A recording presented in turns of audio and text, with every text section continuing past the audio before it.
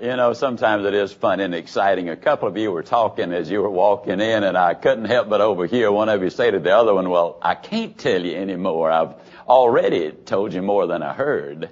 And, you know, that, like a couple of folks were talking, one of them said, well, you know, I hate to spread gossip, but I don't know what else you can do with it. And, you know, like one fellow said, well, you know, I hate gossip, so I'm only going to tell you this once. Now, you know, and incidentally, one of the things that intrigues me, I read a study some time back where every third person was either remarkably handsome or amazingly beautiful. Now, what I'd like to get you to do right now is turn directly to the person on your left and look them over real good. No, left. Now turn directly to the person on your right and look them over real good. Now, since it obviously ain't either one of them,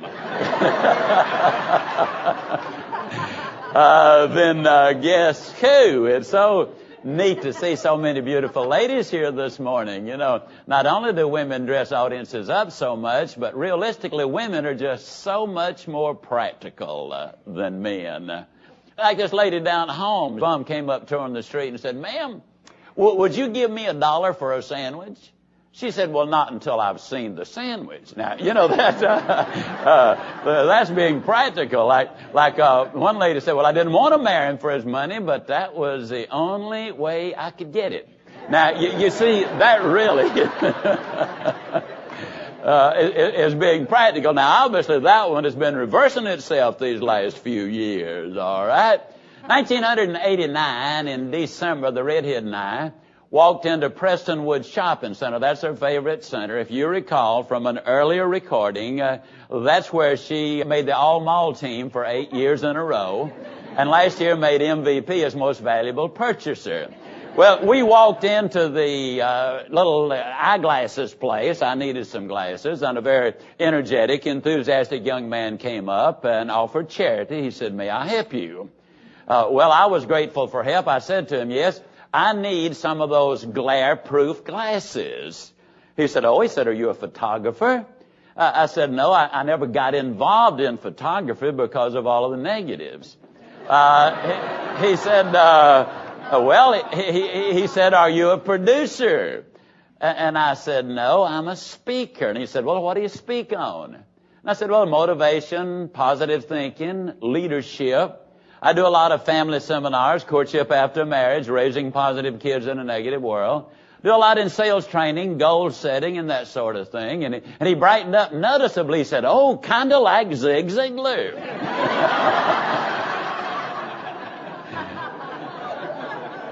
and I said, well, sort of. And the redhead pointed her finger at me and she said, this is Zig Ziglar. Well, he was a very cool young man. He backed up a couple of feet, looked me over pretty good, and he started shaking his head. He said, oh, no. Oh, no. He said, I've seen videotapes of Zig Ziglar, and Zig Ziglar is always jumping up and down. He said, no, this is not Zig Ziglar. So I said to the redhead, you see there, sweetheart, I told you we weren't going to be able to fool this young man. He's probably looking for some 40 or 50-year-old codger, and he sees us two youngsters walk in, and he looks me over real good, and he knows I could never be Zig Ziglar. And the young man kind of nodded his head and said, yep, that's right. Well, we went ahead with the transaction. He got ready to do the paperwork. He picked up his pen, and he said, now, what is your name? And I said, well, I spell it Ziglar. He literally dropped his pen on the counter. He said, you are Zig Ziglar. I said, yeah, I have been a long time. Now, I want to make a very important point. The young man had a picture of me in his mind. And as far as that picture went, it was okay, because on occasion I do jump up and down, and I do get kind of loud and exuberant and enthusiastic. But the reality is the picture he had of me was so narrow and so shallow that it bore no resemblance to who I am and what I can do.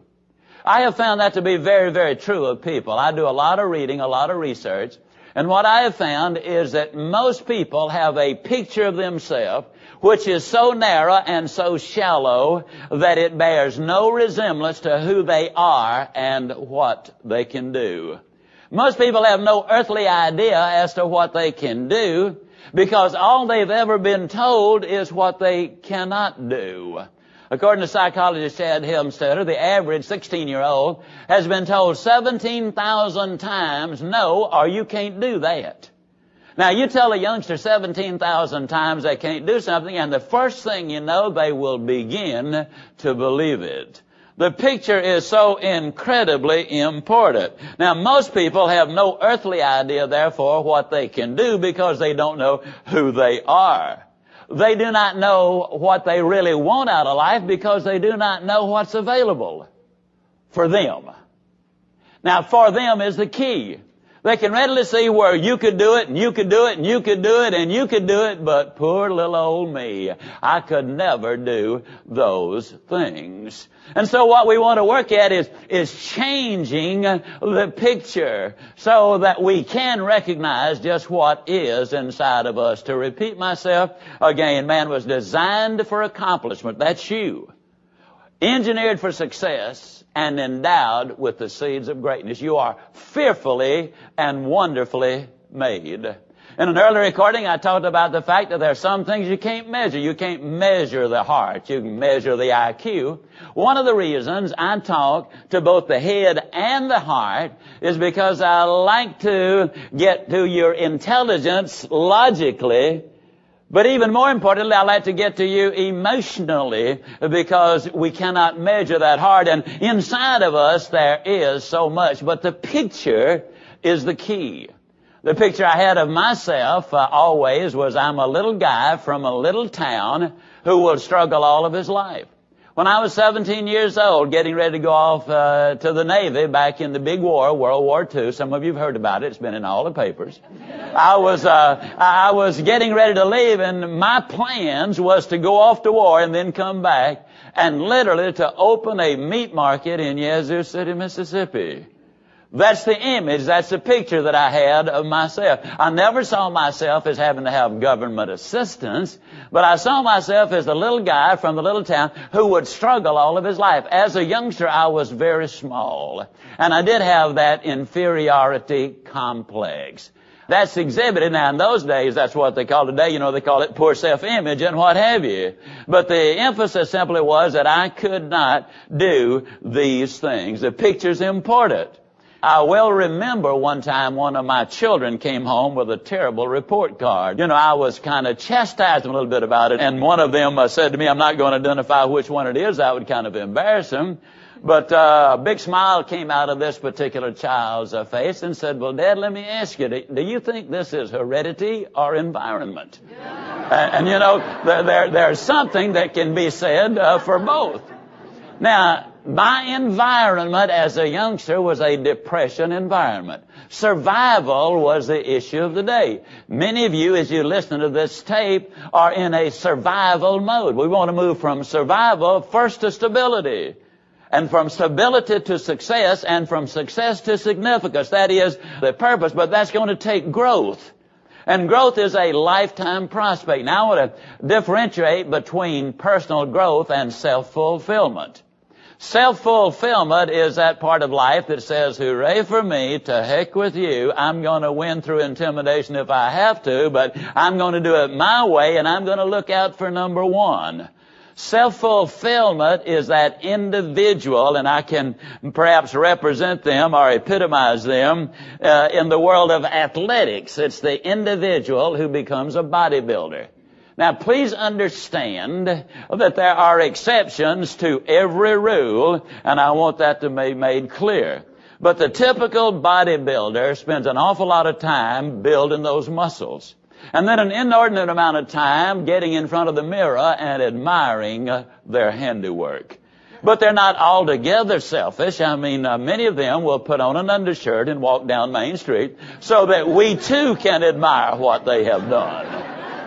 They will even come in the restaurant where we are eating and just kind of casually sit there, in that Charles Atlas pose so we can admire. Now, let me say it again. That's not always the case. For example, Randy Webster is a trainer and a bodybuilder. He works with my son and did work with my daughter-in-law. He is genuinely interested in taking what he knows about bodybuilding and teaching somebody else.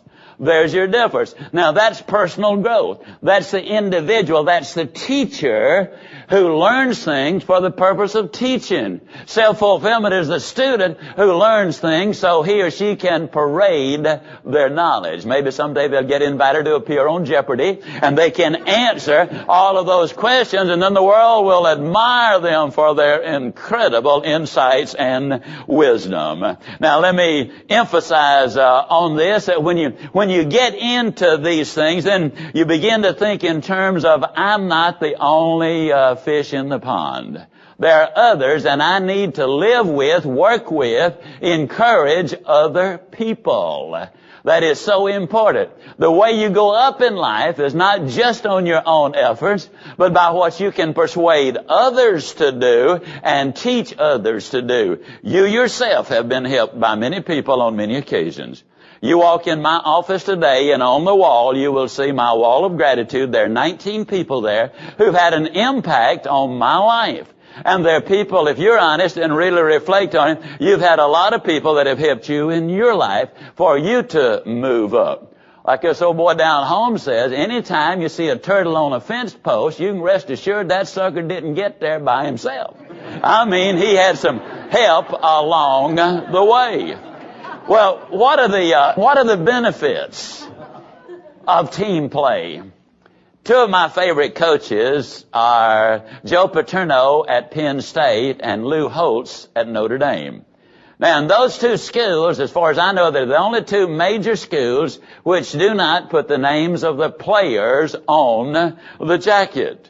They go by numbers. And so that big defensive tackle has a number, as does the outstanding quarterback have a number. They function as a team. Well, we all know the team success of those two teams. You know, I say, well, now that's pretty good for the team. As a matter of fact, that's real good for the team to sacrifice yourself. Joe Paterno, for example, if one of his guys, a wide receiver, a running back, a fullback, runs for a touchdown and does all those hysterics or whatever they call them, in the end zone, throwing the ball up in the stands or throwing it over the goalpost or doing some of those silly dances, he might as well just head for the bench because he is now officially out of the game. Paterno requires that they simply hand the ball to one of the officials, run back to the huddle and say, congratulations, fellas, every last one of you did your job. And so the team was able to score. Now, what impact does this have on the individual? Well, you check the records in the NFL, and you will discover that for many years, both Notre Dame and Penn State have been at the top or real close to the top, certainly within the top 5 of the teams that send players to the NFL. You see, you got to have the individual talent and ability, but you need to function in there as part of the team. I can tell you that one sour apple in a company can have a tremendously detrimental effect on the rest of the team. And so this team play, this concept becomes extraordinarily important. Now, as this personal growth concept unfolds, let me tell you, first of all, it is a lifetime concept. 58% of all of the people in our society, when they finish their formal education, never read another meaningful book. On the contrary, those who make who's who read an average of 20 books a year. At the end of 5 years, one has read 100 books, gotten incredible additional information, stayed current and up to date, and is in a growth mode. And when you're growing, you check your attitude. When you're learning things, that's when you are most excited. In companies where they teach concepts and philosophies and people are growing, their rate of turnover is dramatically less than those who do not. Now, Fortune magazine ran an article, Merck Company, which for 9 years was voted the #1 company, most desirable place in America to work. What they discovered was it cost them 1.5 years' salary to replace a worker, to run the recruitment ads, and to train them, bring them up to speed. 1.5 years' salary every time a trained, productive individual left. So you see, growth is important for the company and it's important for the individual. Now, as you listen to your set of tapes, let me get you to notice that the thoughts, ideas, and procedures constitute an ongoing message. I do not necessarily finish a message on one particular tape. I'm concerned not with structuring something for 20 minutes or 30 minutes or an hour. I'm concerned with delivering a message that will make a difference in your life. And when the message is through, then is when we stop. Now, as you listen, I want to encourage you to get your family to listen. Because you see, what that does is it gets the whole family on the same page. You will be thinking together.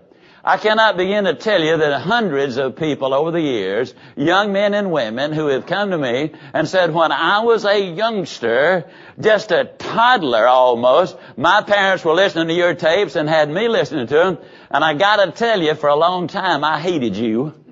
I used to ask myself, do we have to listen to that Zig fella again? But across the board, they have said, as I got old enough to even begin to understand what you were saying, I always benefited from them. And a strange thing, I did have to admit that regardless of what you were saying, I felt better when you got through. Now, that's what I covered in the message earlier, that this literally activates and floods the brain with those endorphins, the dopamine, norepinephrine, the serotonin, and those other neurotransmitters. So the physiological impact, as I mentioned earlier, there. Why should we share with the family early on? Well, according to a study done in Missouri, 65% of our working vocabulary has been acquired by the age of 3. It's an established fact that people who teach you language teach you how to think. And since your thought precedes the action, that gets to be very, very important. 80% of our characters form by age 5, 90% of your personality by the age of 7. Those first years are extremely important. Now, for those of you who think, well, shucks, my youngest child's 47, maybe it's too late for me. The beautiful thing is you can change. Whatever the situation is, I'm here to tell you, you're not stuck with it. You can grow. You can change.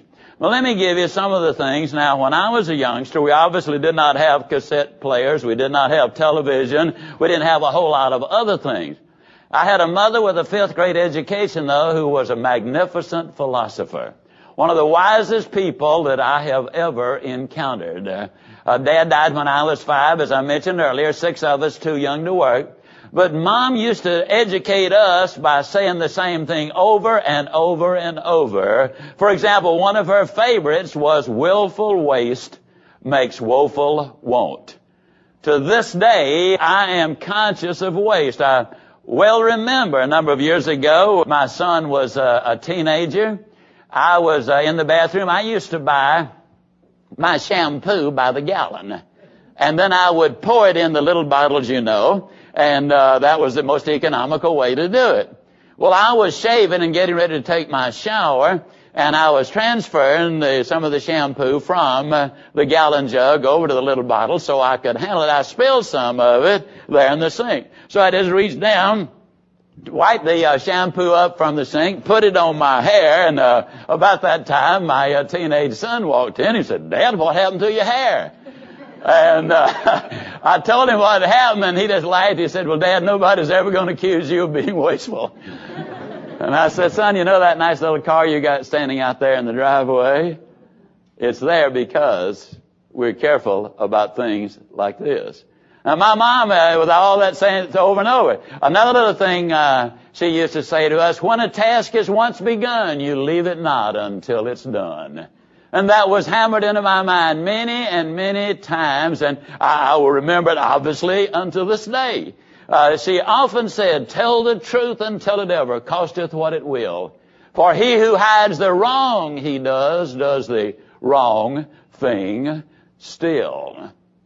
Probably the thing I'm most grateful for and proud of is what Brian said in the introduction. I'm consistent.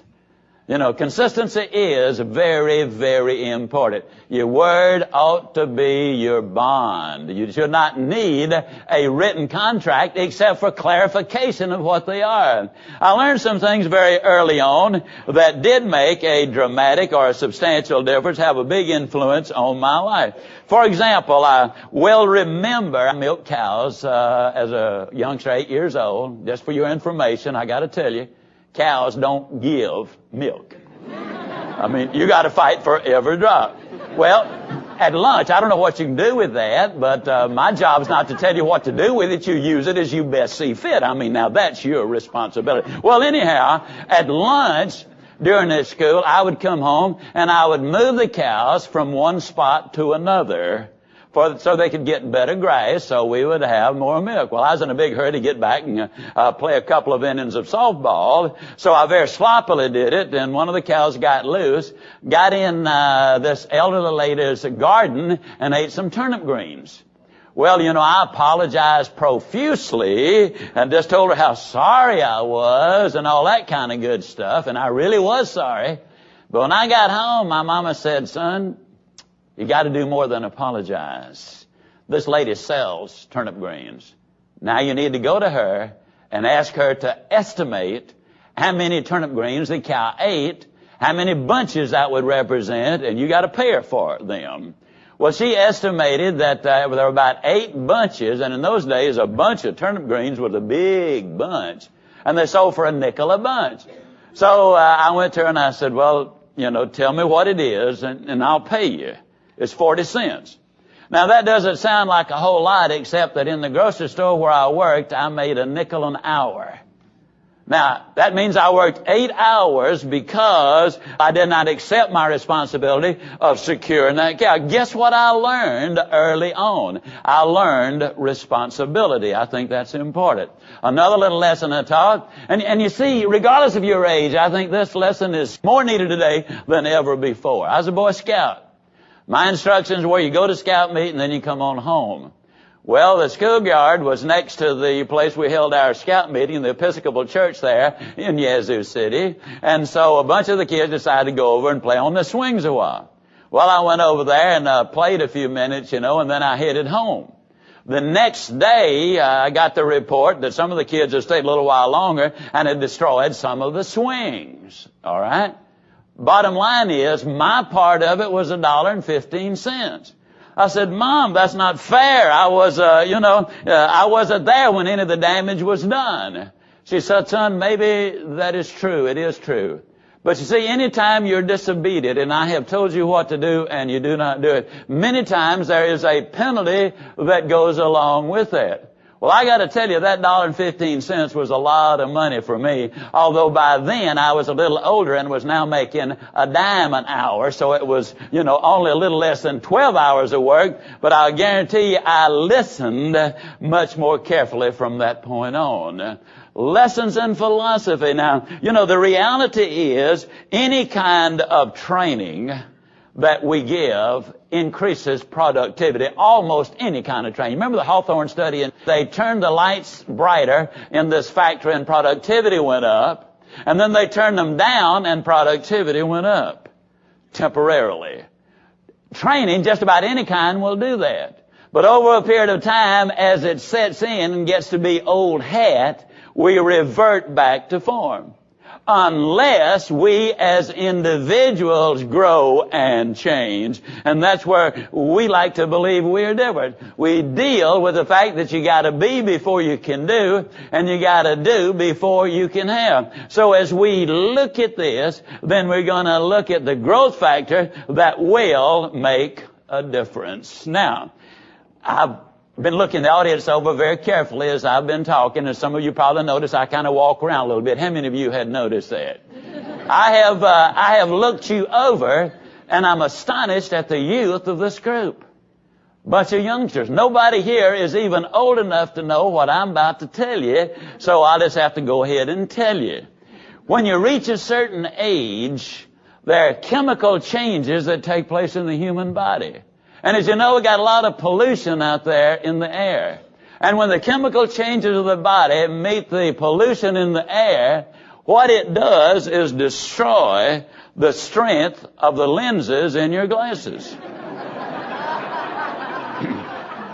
Well, that happened to me a few years ago, and so I went down to see my friendly optometrist, and he gave me all the tests, wrote the prescription, said, see me next Tuesday, they'll be ready. Well, the following Tuesday I walked in, he put these new bifocals on me, and said, okay, Zig, how do they feel? I said, they feel good. He said, they look good too. He said, you're on your way. Well, my car was parked about 15 or 20 feet outside of his front door. As I stepped out the front door in my new bifocals, I hid it from my car.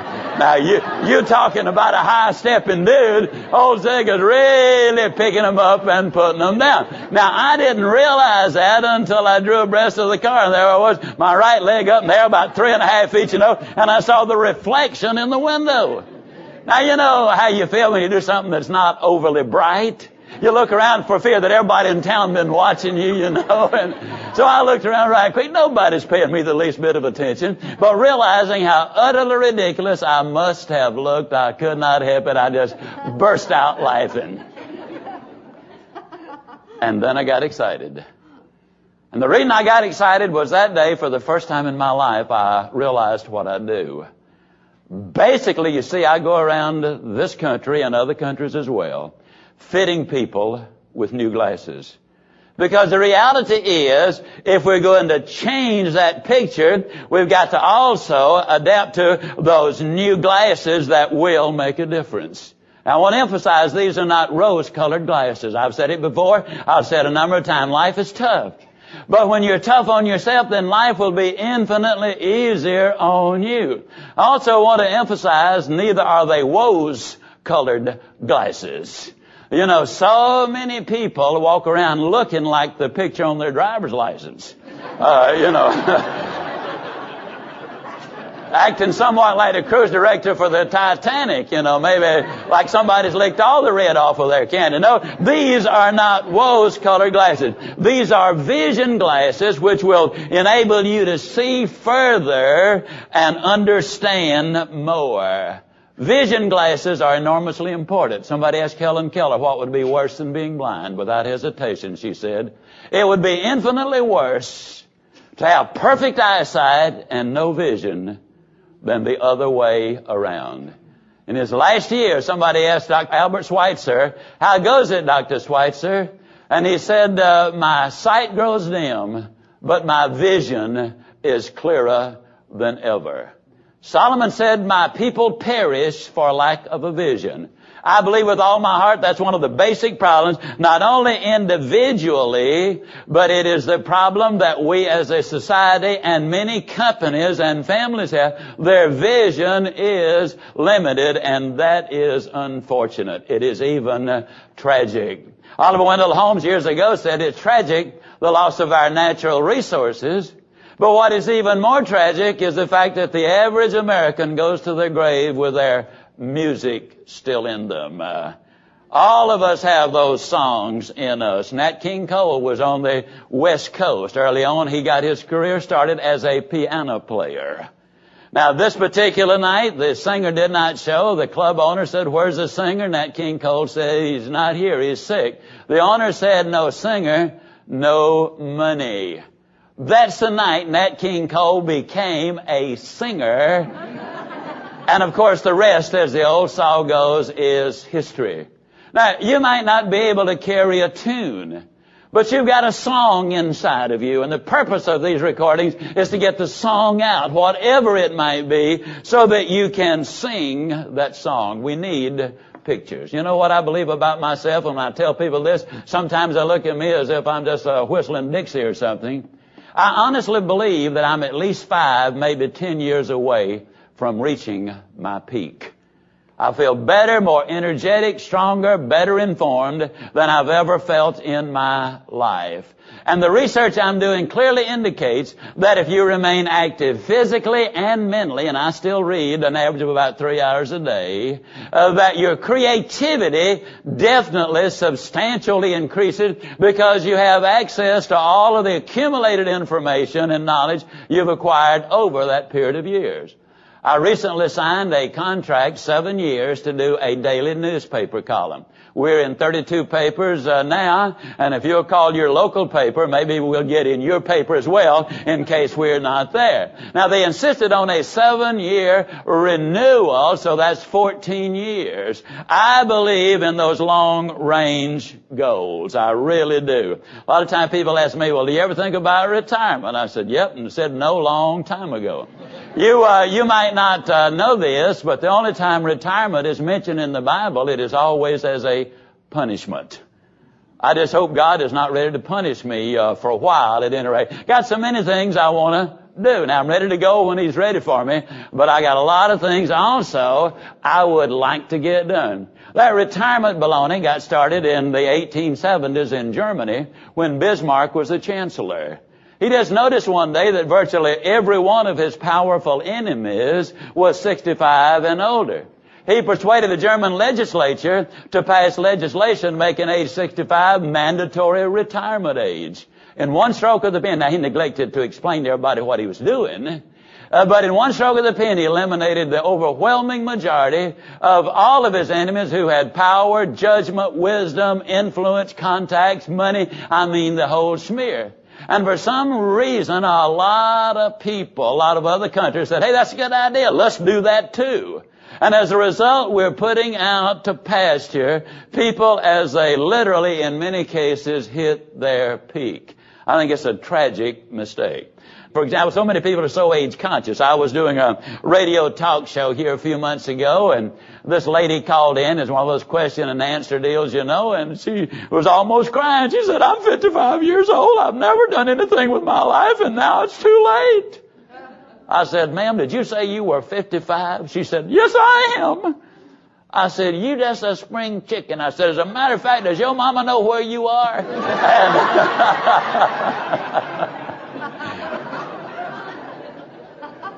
she did exactly what you just did in this live audience. She got so tickled, and the rest of the time we talked about solutions. Here's what you can do. You know, so many people go through life whining. I really ought to carry some cheese with me so we could have wine and cheese. I mean, they tell me that those things kind of go together. Now, what I want to do is talk to you. You see, as you're listening to this, I have an idea right now you're smiling because we've been telling a little funnier to, and you're kind of interested in what I'm going to say. So, matter of fact, you've invested your money, so that's proof that you're interested in what I'm going to say. I'd like to talk about the power of the spoken word. Because you see, the spoken word has the power to influence in an unbelievable manner and degree.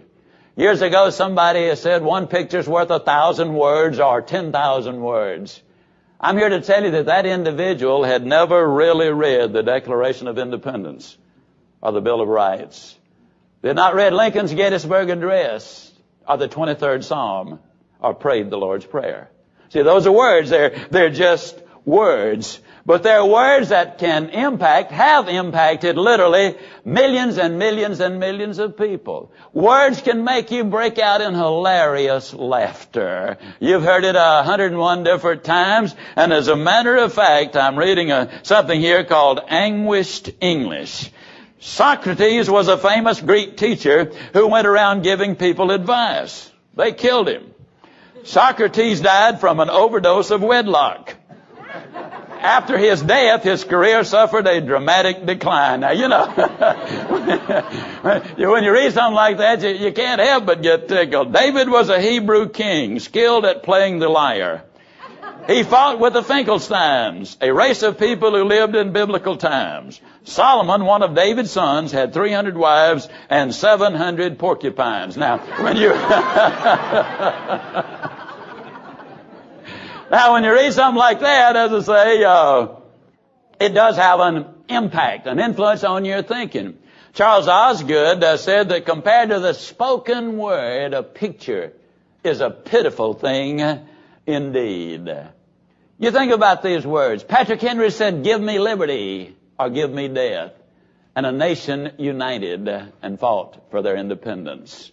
Lincoln said 77 years ago, and a nation was reunited. Churchill said there will always be an England, and the country was lifted by its bootstraps. FDR said the only thing we have to fear is fear itself. And the Depression era got a glimpse of hope. Martin Luther King said, "I have a dream." And because of it, many people dream today who did not dream before. Rosa Parks said, "My feet hurt." And because of those few words, an entire people stood up and marched forward. The words can be so enormously important. Many, many years ago, I told a beautiful young girl, "I love you." A few weeks later, she said to me, "And I love you." 2.5 years later, the preacher said, "I now pronounce you man and wife." A little over 2 years later, the doctor said, "It's a girl, Mr. Ziglar." Now, you know, when you think about words like that, those are words that can lift you up. A youngster in California school really had all kinds of problems, came from a dysfunctional family, was failing in everything, and they put computers in there, and he had a knack for computers, and all of a sudden he started improving in every area of life, and his grades dramatically got better, and somebody asked him, what has happened? And he said, my computer calls me Clarence. My classmates call me stupid. You see, the difference in the words can make a difference. Dr. Les Carter at the world-famous Menrith Meier Clinic talked about the impact of words. I was concerned about this, and I said, is there a correlation between violent language and violence itself? And here is what Dr. Carter said. I have never worked with an abuse situation that didn't follow a pattern of verbal abuse before physical abuse. Additionally, the more one cusses, the less sensitive to the nature of their own behavior they become. The Bible says, thou shalt not curse a deaf man. Why not? They can't hear. It's obviously because of the damage it does to you.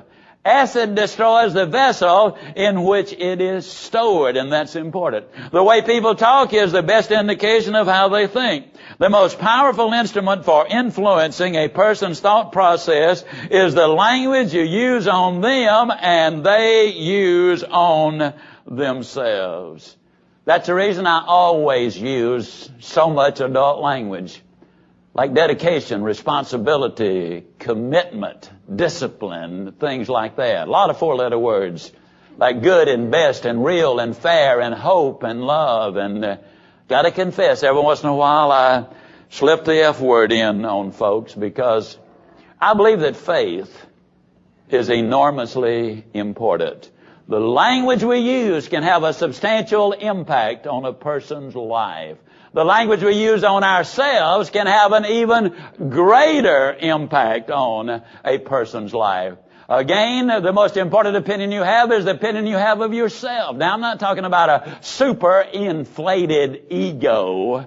Conceit's that weird disease that makes everybody sick except the person who has it. That is not what I'm talking about.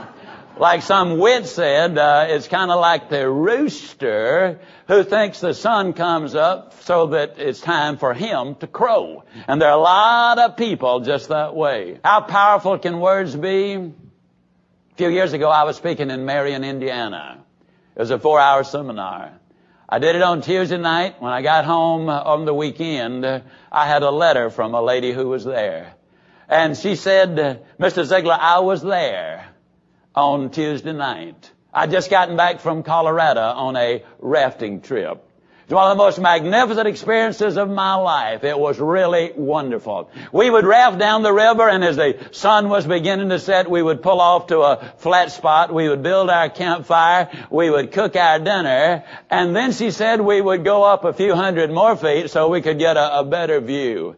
And she said the rarefied air up there and the clarity, we could look at the stars and the moon. It was incredibly. And when I looked at the magnificent universe, and then the next morning we'd get up and go down to the streams, and the wildlife would be coming there to take their morning drink. She said the whole thing was so awesome that I thought of myself as being absolutely nothing and contemplated suicide. And she said, that evening, on Tuesday evening, you quoted St. Augustine, who many years ago, and I paraphrase him, 399 AD, he said, man travels hundreds of miles to gaze at the broad expanse of the ocean. He looks with awe at the heavens above. He stares in wonderment at the fields and the mountains and the rivers and the streams.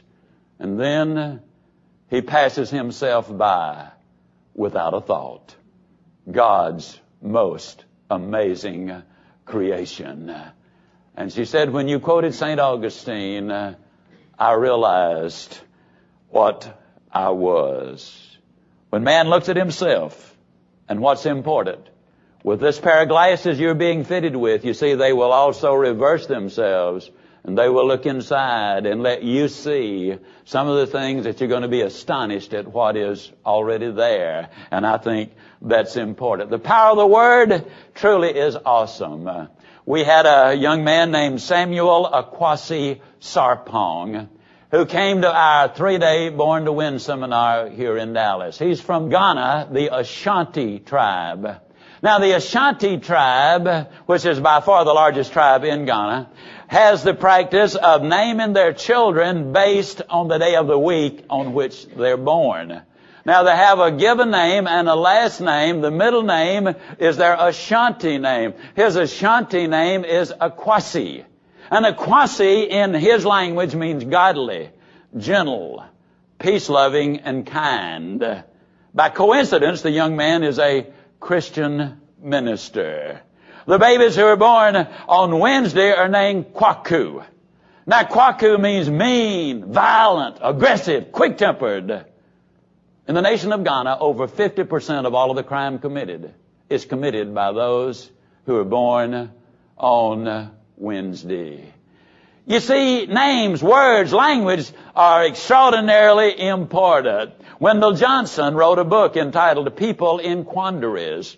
It's based on studies done on reservations in America. They started with 2 reservations and noticed something rather peculiar, and then expanded it to many other reservations. They discovered there was not a single full-blooded Indian raised on the reservation and taught the Indian languages and dialects. Not a one of them stuttered. Now, they checked the languages and the dialects, and then they understood why none of them stuttered. It was because in none of the Indian languages or dialects was there a word for stutter. And if there's no word for stutter, how are you going to stutter? You see, there are no instructions. There's no picture. You see, words paint pictures. And then we go to work to complete those pictures. Bill Glass says that 90% of the people who are incarcerated in our prisons today were repeatedly told by their parents, one of these days you're going to end up in jail. Jim Sundberg's a friend of mine, former Golden Gloves catcher in the major leagues. Jim Sundberg was doing a prison crusade with Bill Glass one day, and they were just, during one of the breaks, they were just kind of standing aside talking. And you know, Jim Sundberg said, Bill, when I was a youngster, over and over my dad kept saying to me, you keep throwing that ball like that, son, you'll be a major leaguer someday. You keep hustling like that, and someday you'll be a major leaguer. You keep swinging the bat that way, one of these days you're going to be a major leaguer. He said it was planted in my mind early on. He said, I am exactly where my dad told me I was going to be. A prisoner was standing close by. And he softly shook his head and said, well, you know, same thing happened to me. I'm exactly where my dad told me I was going to be. The power of the Word is absolutely incredible. And yet so much of the input is negative. What do we say to our kids? We call them the terrible twos when they're really the terrific twos. Tremendous threes, fantastic fours, fabulous fives, sensational sixes. I mean, you go right down the list. And yet how many times do we hear somebody say, you never do anything right. You're always late. You never look nice. You're just plain dumb. You'll never amount to anything. You're just like your father. I mean, we hear that sort of stuff when we really need the good, the clean, the pure, the powerful, the positive in there every day. I was in Atlanta in my office over there many years ago. A young man came in, 3 beautiful little stair-step girls. They introduced him. This is the one that won't eat. This is the one that won't mind her mother. This is the one who cries all the time. Not realizing he was giving them very specific instructions. I was up in Nashville on the way down to the gate to catch a plane. I passed a mother and her, I guess 3-year-old child. And you know, since Adam and Eve, there has never been a child who walked at exactly the pace the parent wanted them to walk. Well, this little guy was kind of dragging his heels, and the mother turned to him and said, come on, stupid, we're going to miss the plane. I was in a cafeteria in Dallas, and a little girl was crying. A grandmother, the type lady, bent over and said, what's the matter, honey? And her dad spoke up and said, she's mean. That's what. She just plain mean. I was out in Stockton, California. I was doing my jog. I ran past a grandmother and her little granddaughter, about 5, 6 years old. Beautiful little girl. Well, I'll tell you just how pretty she was. She compares favorably to my own grandchildren. Now, if that doesn't say something, I don't know what was. And as I ran past them, the only thing I heard was these words, they'll put you in jail for that. Can you imagine? Now, had I the opportunity to talk with that man in Atlanta, the man in Dallas, the mother up in Nashville, the grandmother in Stockton, I would say to them, if you want to destroy their self-image, if you want to discourage them, if you wanted to consign them to the failure heaps in life, if you want to give them higher hills to climb, you keep on doing exactly what you are doing. And the same rule applies between husband and wife and employer and employee. As you undoubtedly have already noticed, I put it all together. Personal life, family life, and business life. Your physical, your mental, and your spiritual, because you're a complete human being, not just part of a human being. And the sad thing is that there are so many people who are even unaware of what they're doing. You know, it's just gotten to be a habit, and if they were to keep an open recorder going in their house and listen at the end of the day to some of the things they're saying, they would be absolutely astonished. What difference do words and attitudes make? I was 25 years old. I was the youngest divisional supervisor in the 66-year history of a very large cookware company. When I was promoted, I immediately encountered difficulty.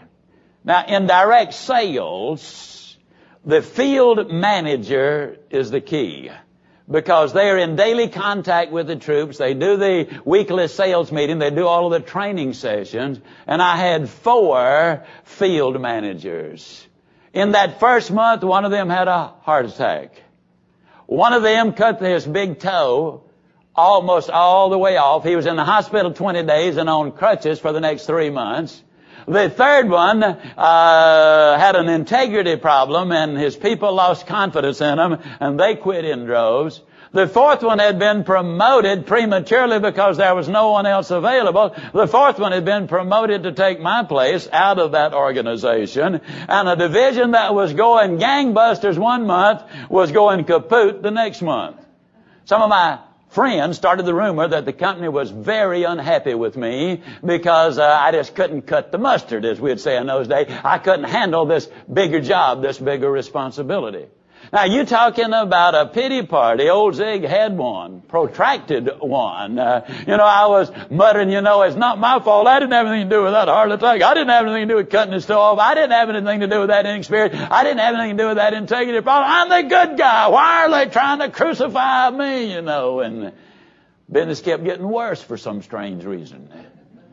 Walking down the streets of Knoxville, Tennessee, I saw a book in the window. It's called The Power of Positive Thinking, Dr. Norman Vincent Peale. I picked that sucker up. I said, boy, if anybody ever needs to be a positive thinker right now, anybody that needs help, boy, it is me. And I devoured that book, which Dr. Peale had taken the time to write expressly to me and for me. Every page, almost every paragraph, it said, now Zig, Zig, Zig, over and over and over. I was astonished that he had been able to personalize it to the degree that he had. And he agreed with me completely. He said, you're right, you're not responsible for that heart attack. You're not responsible for the integrity problem, or the cut off toe, or the inexperience. You're not responsible for any of those things. But Zig, you are responsible for you and your attitude. Now quit your griping. Put your imagination to work. Start thinking. How can you capitalize on this? How can you make it an asset instead of a liability? I'm here to tell you there was a dramatic turnaround. Now, nothing had changed out there, but everything changed here. You see, the way you change others is, don't even try. You change you. The way you change your circumstances is change you. The way you do things better is become better yourself. That is the key. Now, what just happened was very simple. Chad Helmstetter says you can't change from a negative mindset to a positive mindset without changing from negative talking to positive talking. Now, to do that, you must change the input from negative to positive. Now, what we do is we generally extract the last major deposit in our thinking and in our attitudes and in our actions. For example, you will talk more about this morning, this week, than you'll talk about it for the next 2 years. The reason is very simple. You'll have a lot of other things. I'm speaking to the live audience now. The people who are listening to the tape obviously will hear this over and over and over, and you'll hear the other tapes over and over and over. But this is what happens in our life. We simply recall the last deposit. Let me tell you again, input determines your outlook. Your outlook determines your output, and your output determines your future. See, you can do something about your input. Strangely enough, if I were to walk in your home with a pail of garbage and dump it on your living room floor, we'd have serious trouble fast. You'd either get your gun and say, now Ziglar, you clean it up. And I'll bet I could too. Or you'd call the law and have me arrested, or you'd whoop up on me. Now, interestingly enough, we could clean it up with some good cleaner and remove all traces of it ever been there. But everything that goes in your mind is going to be there in some shape or form. You don't forget it. It just gets buried over a period of time. One of the things that will happen is you listen to this the 16 times we recommend, and then periodically listen to it for the rest of your life, is the fact that you will, over a period of time, become so conscious of what goes into your mind, you will catch yourself asking the question, well, now, if I read this, am I going to be better off or worse off? If I watch this particular television show or movie, am I really going to be more likely to get the things in life I want, or is it going to be a detriment to me? Yes, what goes in your mind is very, very important. And we have so much negatives. We call them stoplights when in reality they're go lights. They're put there to make traffic go. We have a wreck. Somebody says call the wrecker when we need the tow truck. You've already had the wreck. Incredibly enough, they bring out a loaf of bread. And the average person calls the first slice the end. Every loaf of bread I've ever seen in my life had 2 beginnings. Now, interestingly enough, I challenge you, if you want to have fun, somebody wants directions, send them down to the go light. In a restaurant, ask the waiter or waitress, I'd like the beginning slice of bread. And they're going to look at you like, now there's a weird individual. But I can guarantee you, it will make a difference. The power of the Word can be measured in so many cases, in so many ways. A number of years ago, when the Dallas Times-Herald was in publication here in Dallas, there was an article concerning a study done at the University of Pittsburgh. Well, they called me and asked me what I thought about it. And I said, well, I think it's a valid study. They said, you mean you believe it's right? I said, absolutely. That study's been done half a dozen times. I don't know why they keep on doing it. Well, what the study showed was that tall men and women do better in the business world than do short men and women. That's what the study showed. They said, you believe that? Why, certainly I believe it, because the data overwhelms it. And let me tell you why that is true. Has nothing whatever to do involving the distance between your heel and your head. I mean, now that's got nothing whatever to do with it. Has nothing to do with the size of the storage place, because they basically are all about the same size. Has everything to do with what you put in it. Now, you tell me if you're guilty of this. How many of you have, in this live audience, have ever been lost? I do not mean confused, but I mean you're in a strange neighborhood and you just flat are lost, okay? You know, Donald Boone never was lost, but he was confused once for about a week, okay? Now, you're lost. You don't know whether to go north, south, east, or west, and you see some kids over there playing on the school ground or on the corner or in somebody's yard. And you drive over there or you walk over there and you ask a question. Now, here's my question to you. Which one of the kids do you ask the question? Biggest or tallest? Might be the dumbest kid in town. Might be this and there. Might be an absolute know nothing about how to get from here to there. But you ask the biggest and the tallest for one very simple reason. Lifetime conditioning. How many times have you been guilty of this? Somebody introduces you to their child. And if the child is average or above average in height, you'll say, my, what a fine looking young man. Or my, what a fine looking young woman. Well, what about Shorty? Oh, isn't he cute? Or isn't she cute, you know? Well, I've got a cute little dog at home.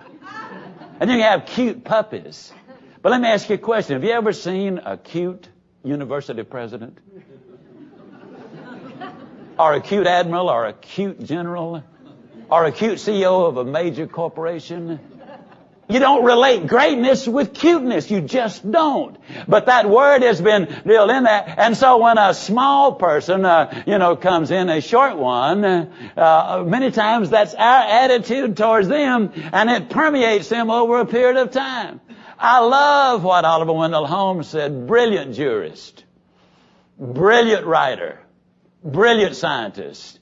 Somebody asked him one time, he was 5 feet tall. Judge Holmes, how does it feel to be small in a society where men and women both are taller and bigger than you are? He had a great sense of humor and a lot of wisdom when he said, I feel kind of like a dime must feel when thrown in with a bunch of nickels.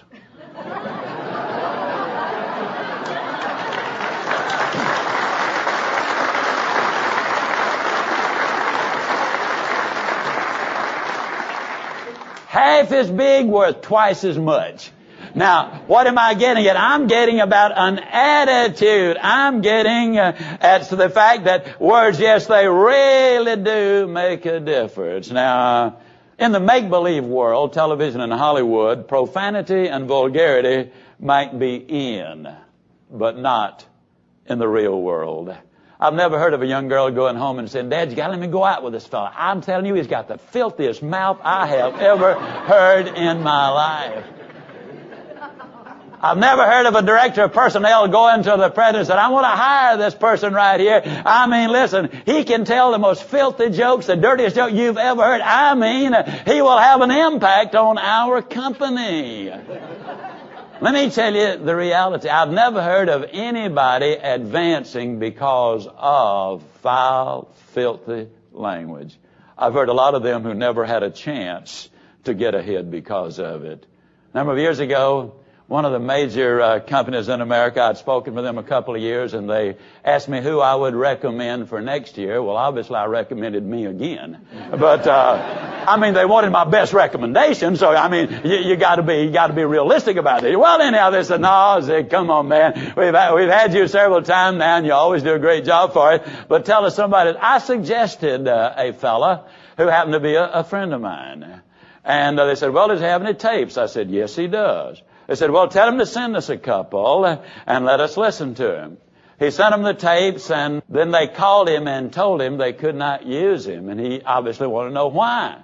And they said, well, you got a couple of stories in there that just won't fit in our organization. He said, that's no problem. He said, I'll just take those stories out. They looked at him or said to him on the telephone, we were really looking for someone who had never put the stories in there in the first place.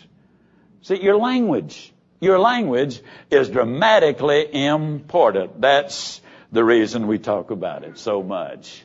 Suppose a parent were to say, you keep performing like that and someday you'll be the president of your own company. You keep studying like that and someday you'll win a college scholarship. You keep treating people like that and you'll have friends everywhere. I believe that, ladies and gentlemen, is the proper use of the language itself. Using things that really do make a difference in people's life.